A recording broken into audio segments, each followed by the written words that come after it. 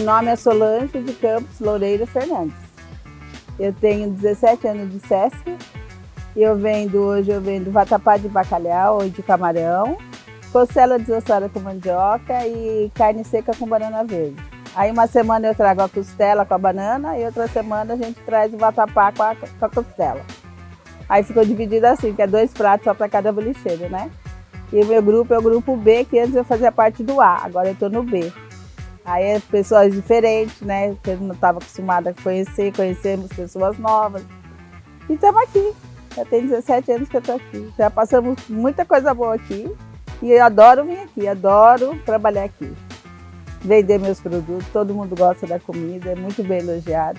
Todos os eventos que a Caroline chama, a gente participa. Não leva a mesma comida, mas leva outros pratos que a gente sabe fazer, né? E temos sempre sucesso, graças a Deus.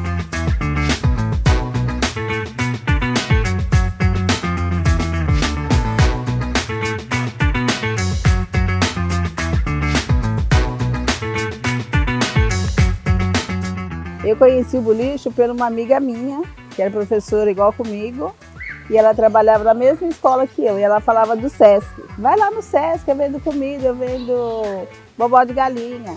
Aí meu marido precisava também. Aí nós viemos uma quinta-feira, isso aqui estava fervendo de gente. Aí ela falou assim, faz a inscrição que vai ter no final do ano, em outubro, novembro tem inscrição, você faz. Se der certo, você começa. Aí quando abriu as inscrições eu vim fazer, porque meu marido não dava para vir, eu vim fazer no nome dele. Aí deu certo, nós começamos a trabalhar. No começo, como a gente fazia dobradinho, o pessoal não gostava muito, torcia o nariz, falava que a comida não era um prato agradável para algumas pessoas, outras já gostavam. Aí depois meu marido achou melhor colocar peixe. Aí nós viemos com peixe ensopado. Aí sim, aí nós vendemos bastante, porque todo cuiabano gosta de peixe, né? Aí nós começamos a mudar por causa do público que vinha. Aí começou a enjoar do peixe, a gente começou a mudar o cardápio também. E como vai ficando as coisas muito caras e não dá para você subir o preço muito, porque também o pessoal não compra. Então a gente tinha que ir se adaptando assim, né? Conforme você vai trabalhando, você vê que você não tem resultado, você vai trocando, né? Vai fazendo as experiências. E foi assim que a gente chegou até o vatapá, nós vendemos outras coisas. O peixe, foi a costela, vendemos feijoada. Ele criou feijoada para cá, vendia mais ou menos também, porque o pessoal falava assim, mas feijoada à noite é muito pesada, a gente não come. Mas tinha gente que gostava de comer à noite, né? Então, aí eu falei, aí não deu certo. Mas a gente ia tentando, né? Cada 6 meses a gente podia estar trocando o cardápio, aí nisso a gente ia trocando. Aí trazia, o pessoal experimentava, a nutricionista, ela dava o aval, aí a gente trocava os pratos. Aí que nós ficamos até com a costela desossada com mandioca e o vatapá que ele criou por último. Antes dele falecer, ele criou esses 2 pratos.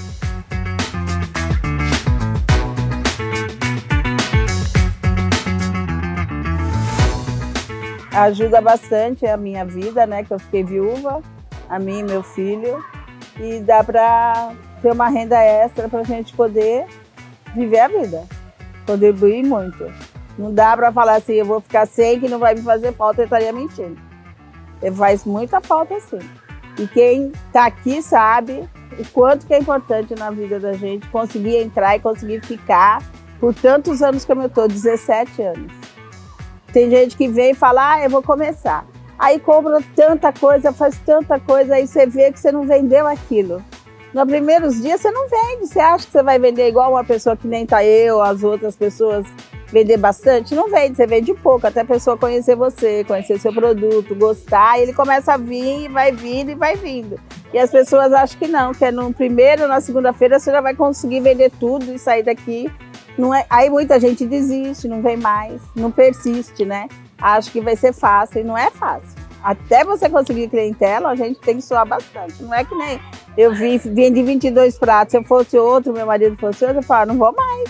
A gente só vendeu 22 pratos, olha o tanto que nós gastamos, não tivemos lucro de nós. Eu falei, mas o começo é assim.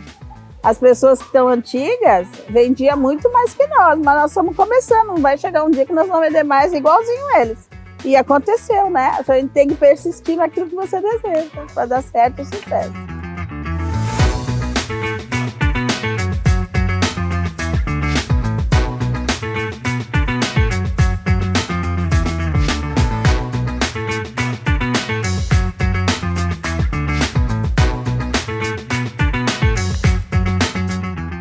as pessoas chegam na sua banca, fala, a senhora veio da onde? Fala, teve gente que veio já de fora, de outro país, adorou a nossa comida. Fala, a gente não entende inglês, mas veio agradecer, fala que ela estava muito bom. E a gente faz amizade, conversa, conta casa. Então isso passa o tempo, quando eu vejo, se já é 9 horas, tá na hora de ir embora. E eu adoro conversar, bater papo, dar risada, eu vou mexo com um, mexo com o outro. Então isso para mim é maravilhoso, porque você ficar em casa sem ter o que fazer, o que conversar, jogar a conversa fora, não é bom? Você vir num lugar desse maravilhoso, tem música, tem atração toda semana, tem shows maravilhosos que aqui tem. Então a gente só tem que agradecer, isso aqui é maravilhoso. Meu marido sempre falou e eu confirmo com ele, aqui é o melhor lugar para o pessoal vir.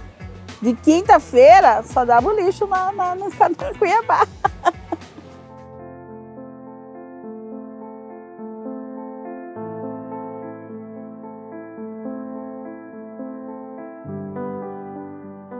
A gente tem que ser humilde, né? Amizade. Que nessa semana, desculpa, nós perdemos uma amiga nossa, né? Do boliche. Então a gente entra aqui, eu já vi ela sentada ali. Não tem como a gente não sentir falta, né? E outras pessoas também, amigos que já partiram. Então a gente tem uma amizade, é uma família. Um conhece o outro, um ajuda o outro. Falta uma coisa, você corre lá, ô fulano, sobrou arroz aí, a gente empresta, a gente dá, na outra semana, se precisar, a gente também, sabe? Então a gente ficou uma grande família aqui no SESC. Isso é muito bacana, eu gosto demais. Desculpa de eu chorar. É muita emoção. Não precisa. É que a gente lembra dessas coisas e a gente fica emocionada, né? Semana passada foi a Dilsa, nossa amiga do Bobó. Então eu chegava aqui, ela estava sentada ali, ó. Então é que a gente entra aqui, você já lembra. A mulher do parente, uns 2 anos atrás, meu marido. Então a gente vai criando esse vínculo com todo mundo. Um conhece o outro, principalmente da comida. Do artesanato você conhece, fala, oi, boa tarde, tudo bem? A gente olha, quando acaba a comida você dá uma volta em tudo, aí você conversa com as pessoas, né? Mas a comida, todo mundo um ajuda o outro. Os mais chegados é assim. Ah, fulano, acabou o arroz, você me empresta, comprou aí? Empresta. A gente corre lá, pega, porque o nosso tá faltando, ainda tem comida para vender e acabou aquilo lá, entendeu? Então isso é muito importante, muito bacana. Entre todos nós somos assim, unidos. Isso é bacana.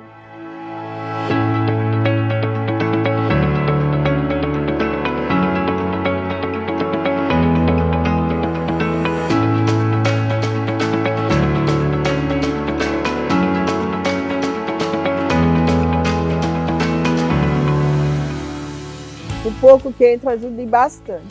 Cada 2 vezes a semana que a gente vem aqui, ajuda muito, bastante. A gente sente muita falta quando não tem. Quando a gente para, que vem férias, ou então como teve a pandemia que nós ficamos em casa, né? Quando a gente conversava pelo telefone e falava, meu Deus, quando a gente vai voltar, né? Pra gente se encontrar, matar saudade, a gente não vai poder abraçar, nem beijar. Mas só de você ver aquela pessoa ali, você ficava feliz, né? E a gente ficou 2 anos trancados dentro de casa, né? Então, nós sentimos bastante. Foi muito difícil essa parte. Mas eu gosto muito daqui. Tenho muitos amigos, tanto do grupo B como do A. Quando a gente vem aqui fora da nossa feira, é uma alegria a gente rever todo mundo também. Vocês são muito bacanas, super atenciosos com a gente. Eu não tenho nada a que reclamar, só agradecer. Tem cliente que vem toda semana. Eu tenho uma menina que vem toda semana. Eu fiquei duas semanas sem vir porque eu tive a Covid, né? E a minha colega estava com problema de pressão. Aí nós não viemos. E ela veio, falou, aí ela vinha vindo, ela falou, ai mãe, hoje elas estão aí, a tia tá aí. Hoje eu vou comer minha costela, ai que delícia. Ela chega, o olho dela até brilha quando vê a nossa comida. Ela não fica, ela adora com a nossa comida. Então a gente tem que, desde o pequeno até o maior, né? Que vem só para buscar e vai embora. Então eles ficam, nossa, a senhora fez falta, a senhora não veio. Eu falei, a gente estava com problema, não deu para vir. Então a gente sente que a gente tem a retribuição, né? Que gostaram da nossa comida, que gosta da nossa comida e que a gente faz falta para eles. Assim como a gente agradece eles estarem aqui toda quinta, comprando nossos produtos, que a gente está fazendo uma coisa boa, né? Está servindo comida gostosa e eles se sentem felizes de comprar nossa comida e a gente mais ainda, de oferecer coisa gostosa, né? Quem que não gosta de comer uma coisa boa?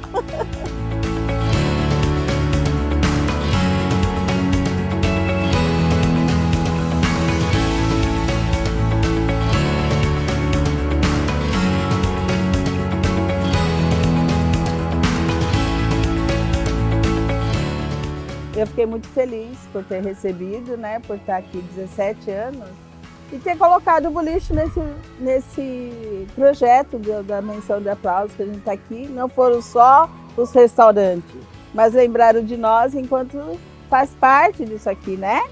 Não deu para chamar todos nesse evento, mas vai ter outros que vão ser também agraciados como nós, né?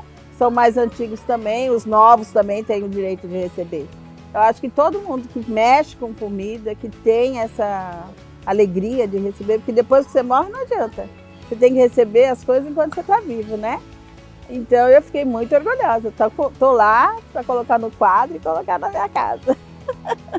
Que nem a pessoa perguntou, o que é boliche? Falei, boliche é aquela antiga mercearia que você ia, que lá você encontrava de tudo, né? Então, era arroz, feijão, não sei o quê, tinha tudo lá ali para vender. É a mesma coisa aqui. Só que aqui é a comida e vários tipos de comida e vários tipos de artesanato, né? Que a pessoa vem e encontra aquilo que ela quer, que ela acha que é legal. Então ela vem aqui e encontra um pedacinho de Cuiabá, com cada um com um prato, cada um com um artesanato diferente. Para mim é isso, boliche.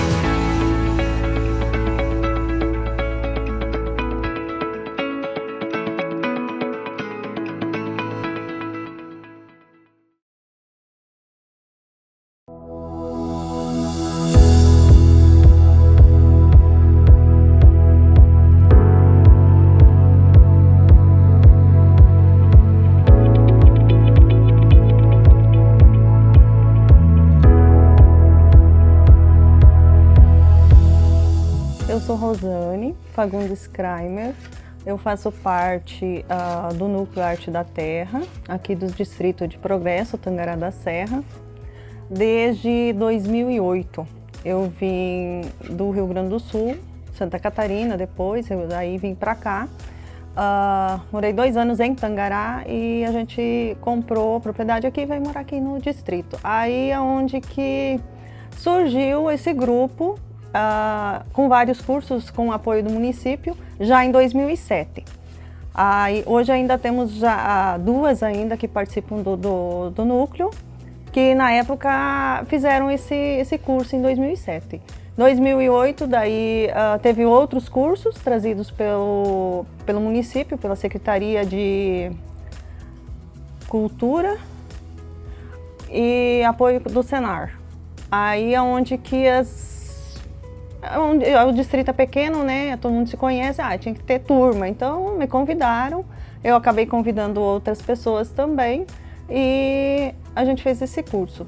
Depois veio outros cursos e assim foi. E a gente viu que como aqui não tem outras pessoas que trabalham com a cerâmica, e a gente se identificou. Então no começo trabalhávamos em individual.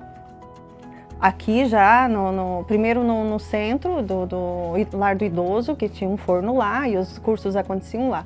Aí, como eu tinha um espaço, que a gente está até hoje aqui ainda, a gente decidiu vir fazer um forno movido a lenha para queimar as peças nesse quintal. Aí, de repente, surgiu uma encomenda. E como que nós vamos fazer individual? A gente viu a necessidade do coletivo, porque ele é um trabalho de processos, ele não é um trabalho rápido. Então a gente compra o tijolo, faz isso até hoje, né? Compra o tijolo, põe ele de molho, que é o tijolo cru, põe ele de molho em tambores, e depois a gente passava, até um tempo atrás, numa peneira para tirar as pedras maiores que vêm danificar a peça no forno depois. Aí depois, agora a gente está com a máquina, né? Graças a Deus a gente conseguiu comprar a máquina. Então, fazendo esse processo, que põe o tijolo de molho no tambor, na água, depois passa na máquina, depois pega esse barro, bate ele para tirar o ar, modela as bolas, a gente diz faz as bolas, né, conforme o tamanho, o peso que vai ser a peça. Aonde depois vai para o torno, aonde tem uma pessoa no torno que faz essa peça. Tirando dali, essa peça depois vem para um descanso, para uma pré-secagem, aonde é feito o acabamento depois. Aí, depois ela bem sequinha, ela vai para o forno. Antes, nós usávamos um forno a lenha. Hoje, já temos o forno elétrico desde 2017. Então, já facilita um pouco mais. A associação, a Soarte, é formada por 5 núcleos. Agricultura familiar, a panificação, nós da cerâmica, as meninas que fazem artesanato com tecido e as plantas ornamentais. O núcleo Arte da Terra, ele é formado por mim, Rosane, Dona Fia, Dona Maria Sebastiana, só que é conhecida por Dona Fia, a Valéria, a Orlinda. E, na verdade, de todos esses cursos, sempre eram de 15 pessoas, né? Só que, peneirando, quem teve realmente o dom e, assim, a persistência foi nós. Tínhamos mais uma pessoinha, mas aí já partiu, não está mais entre nós. A gente trabalha no coletivo, aonde que, assim, maioria, sempre tem que ter alguém que decide, assim, toma um ponto de frente, ou, né, que está mais a par das coisas, que vai buscar algumas coisas. Mas o coletivo, a gente trabalha mais onde todas decidem. O horário, hoje eu não posso trabalhar de manhã, tranquilo, vem à tarde. Hoje eu não posso, não tem problema, amanhã reponho, ou um outro dia, é tranquilo. Quando aperta sim, quando tem pedido, alguma coisa, graças a Deus que isso vem acontecendo, a gente trabalha mais. Tem dias que trabalha a semana inteira, principalmente o torno que é a produção que tem que ser produzido para nós termos o que fazer na paralelo, que é os acabamentos, a queima, passar resina ou pintar e depois comercializar. Como tem o ponto de venda, a loja na MT, então a gente já sabe mais ou menos o que o cliente busca. Então, nosso carro-chefe, assim, de grande valia é os vasos para plantas. Então, a gente sempre tem um estoque e a gente participa das feiras da Zapai, Campo Novo do Parecis, aqui de Tangará e às vezes até outras cidades. Cuiabá a gente já fez feira, Diamantino, Nobres, Sapezal.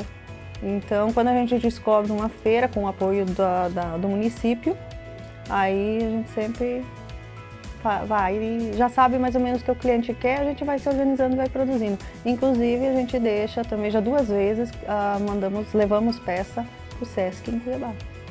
Nossas peças estão com vocês lá.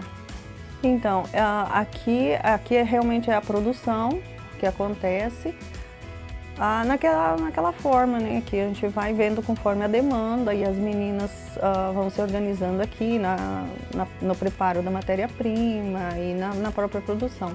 E tem o comércio, a loja também, que mais eu fico lá, né?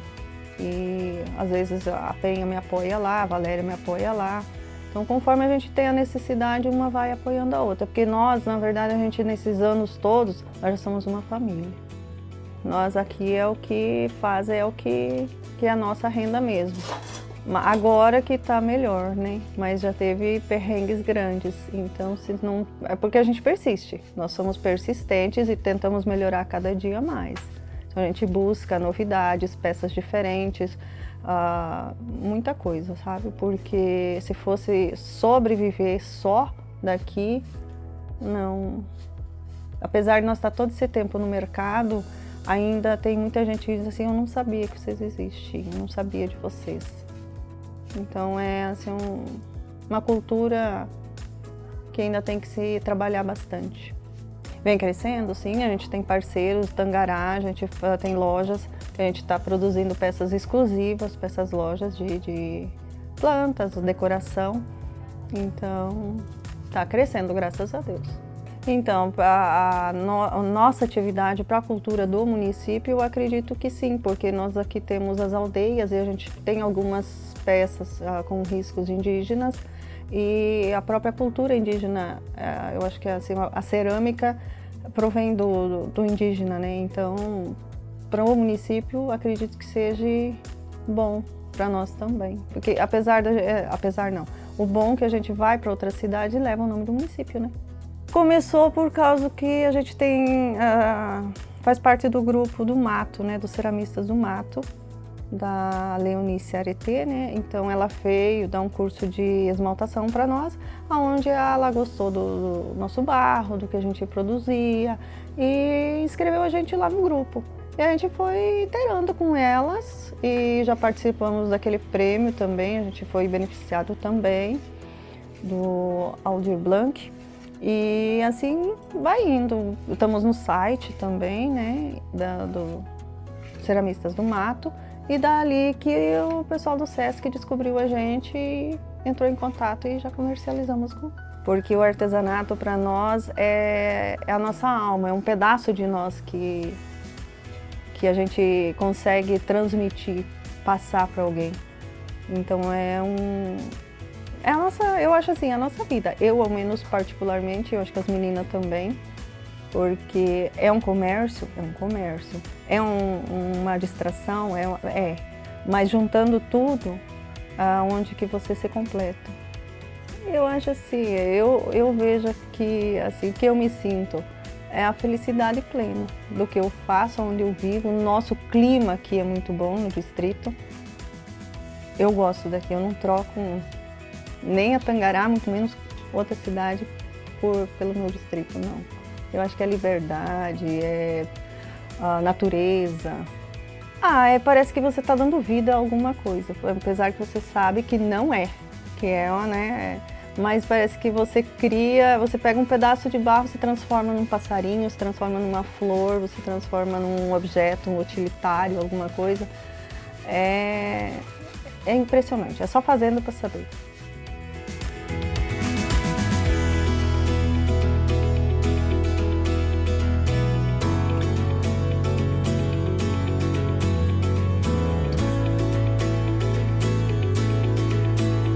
A minha relação com o cinema, ela é desde a infância.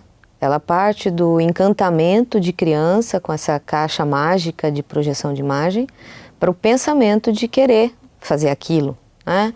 Mas não aquilo na frente da câmera. Eu sempre quis desvelar como era fazer o por trás. O cinema ele foi cada vez mais sedimentando em mim, foi encontrando também outros parceiros, né? O parceiro da TV, de entender como a gente pode ter uma TV que pudesse ter uma grade de programação educativa, não tão Star System, né? Não tão hollywoodiana, americana, não tão colonizadora. Como pensar formatos de cinema, né, para se fazer com jovens, né, formação de plateia através do cineclube. Foi aí que os festivais de cinema também entraram na minha vida, no pensamento. Eu fui cada vez mais ficando dentro daquilo que, enquanto criança, eu tinha como sonho. E aí depois, no mercado, vivenciando o dia a dia e vivenciando principalmente a realidade de se fazer audiovisual em Mato Grosso, ou a realidade de se fazer audiovisual em Cuiabá, né? Eu fui batendo numa outra tecla, né? Que na verdade eu trago desde a graduação, que é a tecla da memória, que é a tecla do registro, que é a tecla da pesquisa, porque a gente faz audiovisual, a gente registra o espaço-tempo, né? Quando a fotografia surgiu e a gente escuta essas histórias, né? Que nas comunidades indígenas as pessoas, os índios pensavam que isso é uma liberdade poética, né? Que a fotografia ela capturava a alma, né? Assim, daquele momento. e alguns estudiosos, a fotografia, ela captura um momento.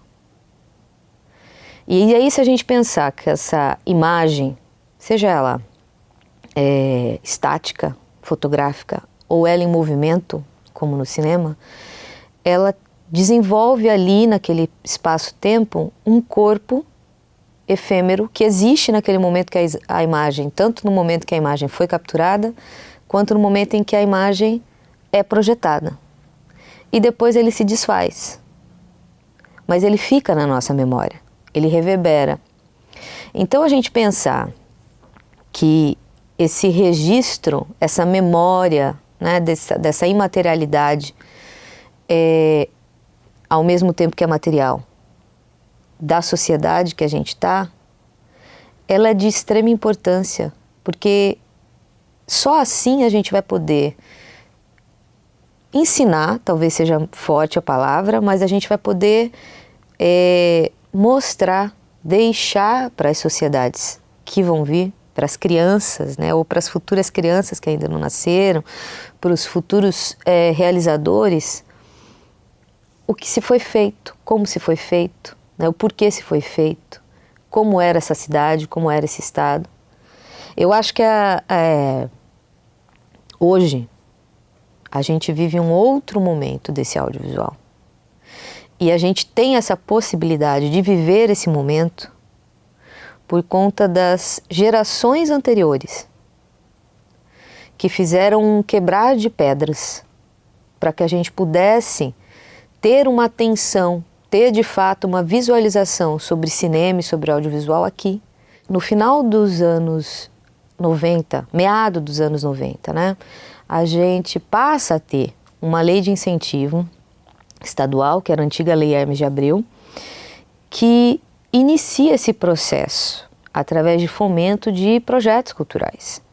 E aí a gente inicia um processo de conseguir recursos públicos para poder financiar os filmes de realizadores. É assim que o Amaury Tangará, ele realiza o primeiro projeto de cinema em Mato Grosso, financiado, vamos deixar claro, financiado por uma lei, né, que foi o Pobre é Quem Não Tem Jipe.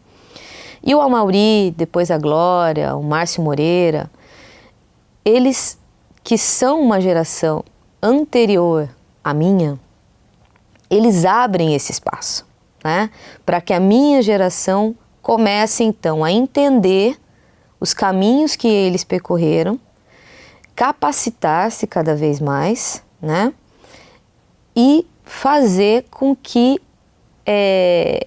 a gente incomode, que seja necessário pensar nesse cinema, pensar em como fazer esse cinema, né? Se a gente olhar para trás, a gente tem o cinema de uma maneira, e aí o Luiz ele tem uma propriedade para falar, né? Mas eu não tenho como dizer isso. O cinema em Mato Grosso, ele está presente desde praticamente quando ele surgiu.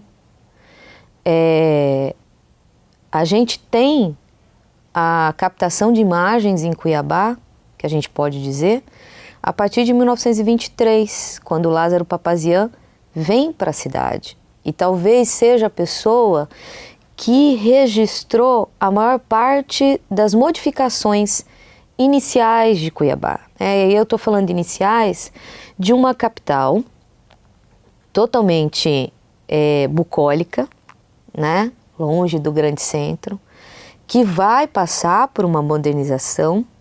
E aí uma das coisas mais emblemáticas é o registro da implosão da matriz, né, que o Lázaro registra. Do Lázaro, ele deixa isso para o filho, né, para o Gabriel, que continua esse registro de cidade. Ao mesmo tempo que aí a gente tem o advento da TV, que alguns realizadores, algumas pessoas que pensavam, né, ou que eram curiosos sobre a imagem, passam a fazer. Vem os anos 70, 80, a gente tem a Glória na TV, TVCA, produzindo materiais. Depois a gente tem a implementação do curso de comunicação na UFMT, a TV o Chegando. Então a gente passa a ter um outro espaço para essa produção. Percebe que são espaçamentos de décadas, mas é um movimento contínuo, né? De alguém ou de alguéms que vieram, que abriram espaço para que daqui a 5, 10 anos surjam outras pessoas que tenham esses interesses comuns e continuem, que reverberem, que multipliquem isso. Então, se a gente trazer para esse tempo pós 2000, que faz parte mais especificamente dessa geração que eu trabalho, que eu faço parte, você tem a Kátia Meirelles e o Márcio Moreira, o Luiz Carlos também, o teatrólogo, né? Marcelo Camura, que desenvolvem um projeto muito bacana, que é o Imagens da Terra, né? Onde você vai ter o registro num formato documental, que a gente pode dizer, de espacialidades e de signos da nossa cultura, né? A gente tem o registro do São Gonçalo Beira-Rio, das ceramistas, da comida típica, né? Da música do siriri, cururu, do carnaval, né? Que se fala tem muito saudosismo dos carnavais de marchinha que aconteciam aqui, nos bailes do clube feminino. Então começa esse movimento, né? A Mauri também produzindo, né? Sobre o professor Carlos Reines. Você tem o Bruno, que talvez seja a expressão de jovem de 20 anos atrás, que personifica essa ânsia e essa busca do fazer audiovisual e registrar a cidade, né? O primeiro filme dele, que é o Baseado em Fatos Reais, e o segundo, que é o Comprometendo a Atuação, são 2 filmes que trazem um registro de Cuiabá, de determinados recortes de Cuiabá, né?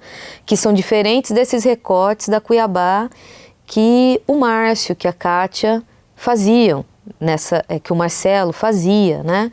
Nessas séries do Imagens da Terra, por exemplo.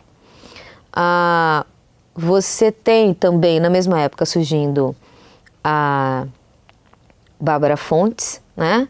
Que ela traz um trabalho aí muito mais macro, falando em Mato Grosso, que é o trabalho sobre o Arndt Suxdorf, né? Que é um documentário, e depois Vila Bela de Colores. Posteriormente ela tem um registro sobre o Clube Sayonara, que representava uma parte da cuiabania, né? Você tem, né, o Rômulo Fraga também, Keiko Kamura, que vem nesse início de fazer, né? Aí você tem o Leonardo Santana, você tem a Lenissa Lenza, que participaram desse momento da virada dos anos 2000, né? O Júlio Bedin, também publicitário, mas que tem essa história de realizações audiovisuais. Dentro da universidade você tem o Evandro Birello, né? Registrando Cuiabá pelo olhar de estudante, né? Que a gente tem uma obra dele que é o Passa na Semana que Vem, que foi emblemática tanto para quem é da faculdade ou para quem é daquela época, né? Você vai ter, aí eu também apareço nessa, eu surjo nessa época, trabalhando com outros, mas produzindo também o meu primeiro documentário, que é o Alves de Oliveira, que ele vem muito dessa ânsia do registro da memória, né, que eu falei anteriormente, porque ele foi meu projeto de TCC, muito impulsionado, porque depois que eu fiz a disciplina de realidade regional, eu percebi que onde é que a gente acha os registros de comunicação? Aqui, que construíram, né, o setor de comunicação, a história da comunicação. Não estou falando imprensa, estou falando comunicação de uma maneira geral. Então, por exemplo, a Rádio Voz do Oeste, que foi o grande boom, né, de comunicação que a gente tinha aqui na década, final dos anos 40, início dos anos 50 e 60, ele teve um incêndio pavoroso, né, nos anos 80. Então, isso me incomodou muito.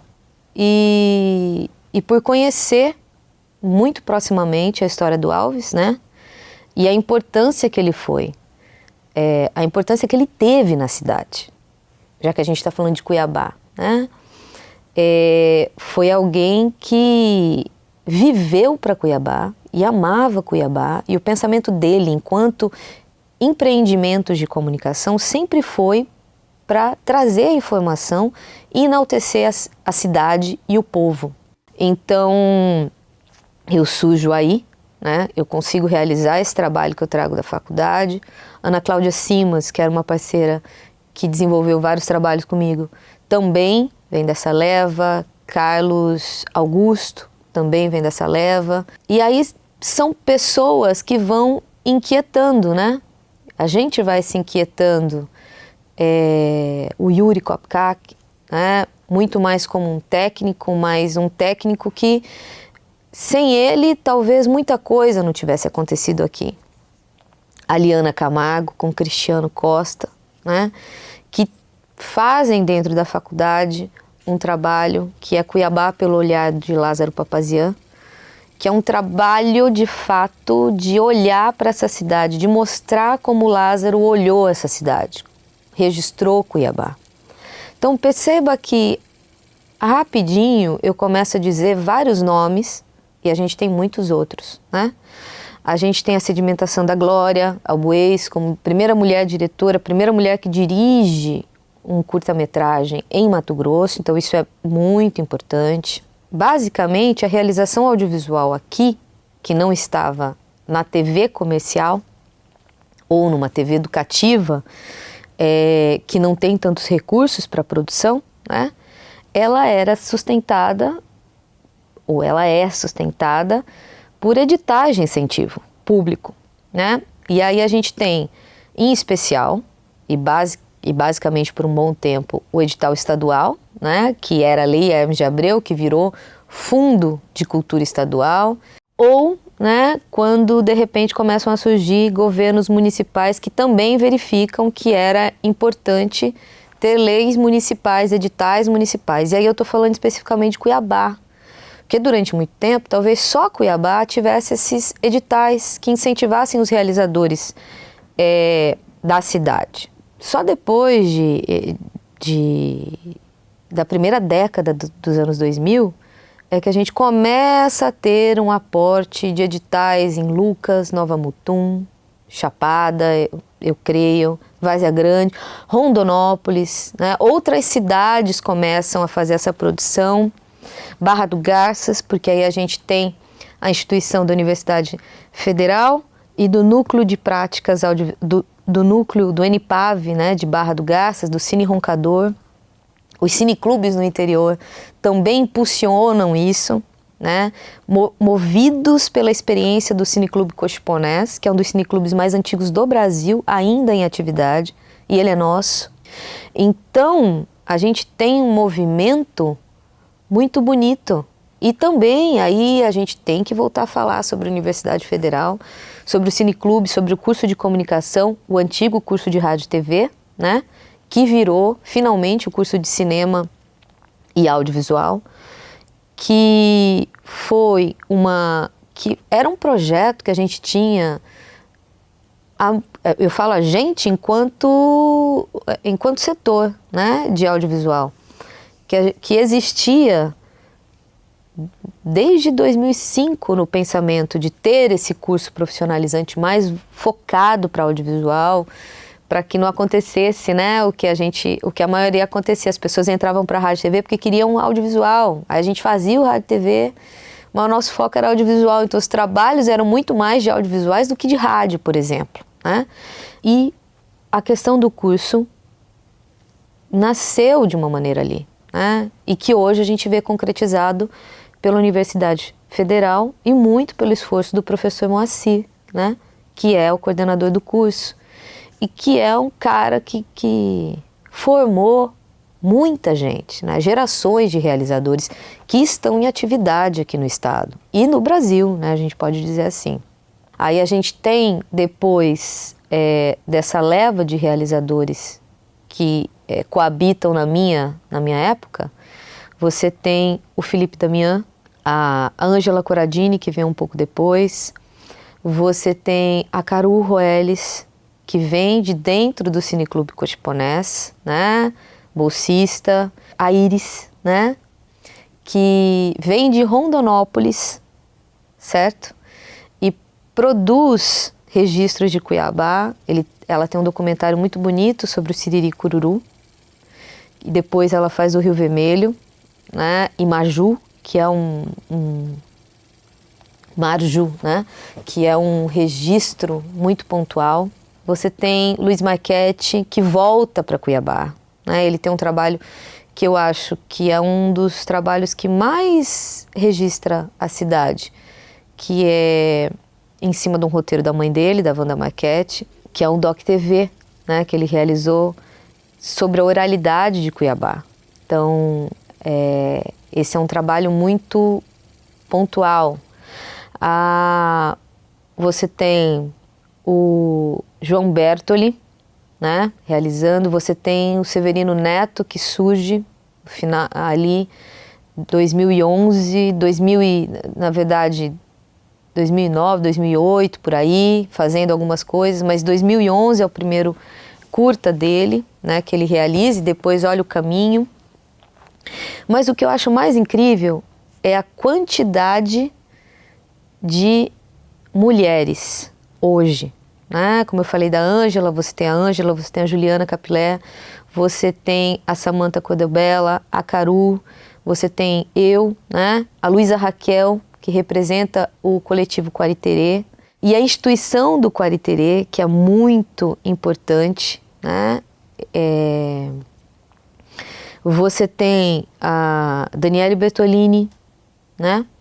Você tem a Tati Mendes, que durante muitos anos, né, nessa parceria criativa que ela tem com a Mauri, ela produziu os trabalhos da Mauri e agora ela está na direção de trabalhos também. Olha como o movimento, né, o que eu falei, nada é estático.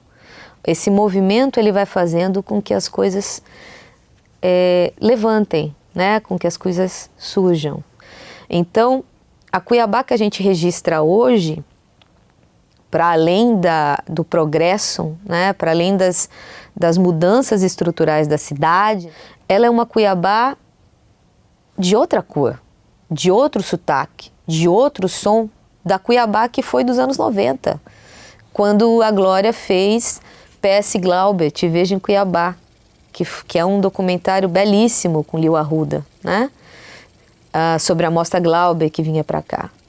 Que é um material totalmente diferente da Cuiabá que eu rodei em 2006 sobre o Alves, né? Que é uma Cuiabá totalmente diferente da que vai ser daqui a 10 anos. Então olha a importância da gente registrar a cidade, da gente ter cada vez mais movimentos, né, de registro da cidade, realizadores que pensem em registrar esse espaço. E aí a gente pensa, nossa, tem muito produto. Sim, a gente tem muito produto realizado por realizadores locais em Cuiabá, em Mato Grosso. Mas ainda é muito difícil o acesso para a grande população. Então, esse material, às vezes, ele fica muito restrito aos guetos universitários, né? Como o Cineclube, por exemplo, a sessões de cinema que são feitas não só no Cineclube ou por um centro acadêmico, né? Por entidades como MT Cine ou como Quariterê, né? O Cine Teatro tem feito um trabalho, como o Sesc fez durante muito tempo e faz, né? De mostras periódicas, né?